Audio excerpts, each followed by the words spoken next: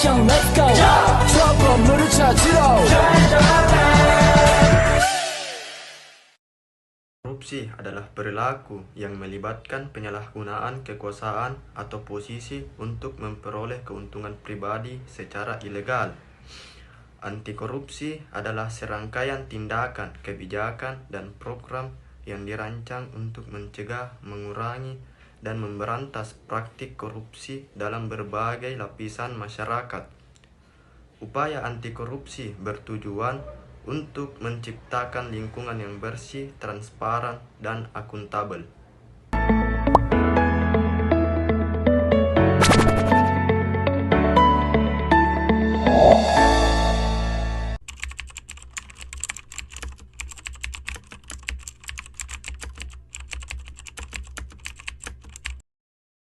Bagaimana pandangan Anda tentang korupsi sebagai orang Islam?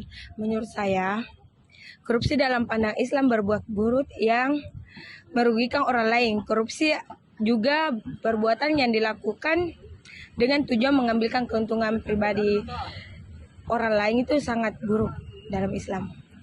Perbuatan korupsi dalam agama Islam merupakan perbuatan yang keji, karena korupsi dalam Islam merupakan pelanggaran syariat.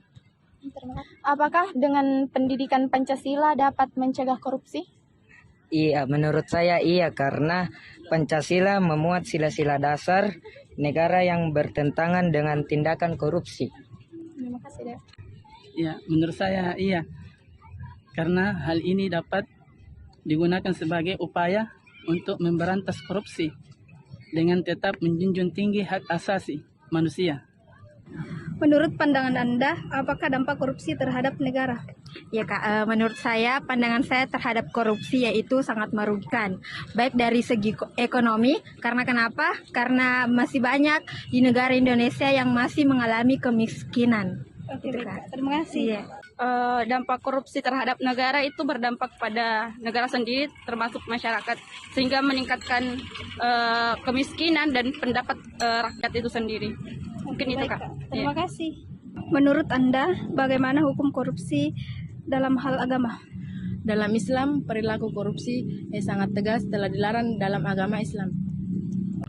Menurut Anda, bagaimana hukum korupsi dalam hal agama? Menurut saya, korupsi adalah tindakan yang merugikan, baik itu bagi agama ataupun bagi negara kita.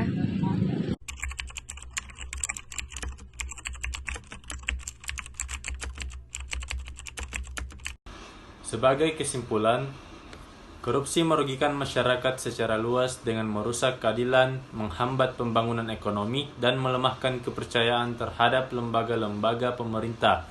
Sedangkan usaha anti korupsi krusial untuk menciptakan lingkungan yang bersih, adil, dan transparan.